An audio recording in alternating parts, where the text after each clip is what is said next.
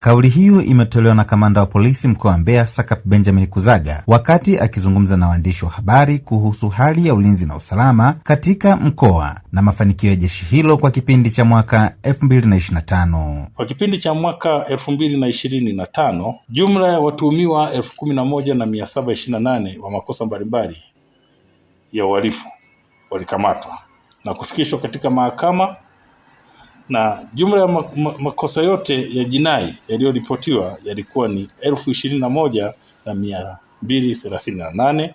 Ukilinganisha na kipindi kama hiki cha mwaka 2024 yaliripotiwa makosa 22,049. Hivyo kuna upungufu wa makosa ya jinai 811 sawa na 4%.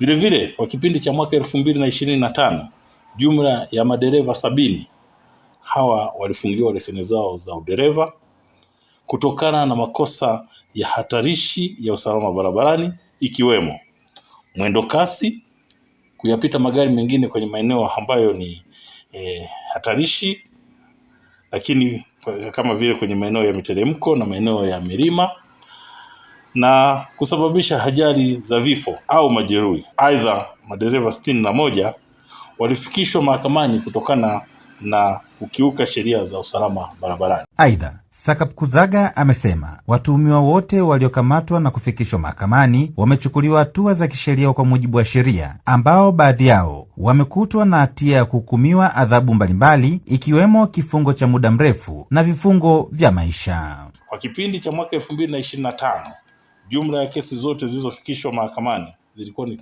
kesi 10,626, ambapo kesi 3,071 zilipata mafanikio mahakamani kwa washtakiwa kukutwa na hatia na kuhukumiwa vifungo mbalimbali, ikiwemo vifungo vya maisha jela, miaka 30 jela, na wengine vifungo vya nje ili kutumikia adhabu zao.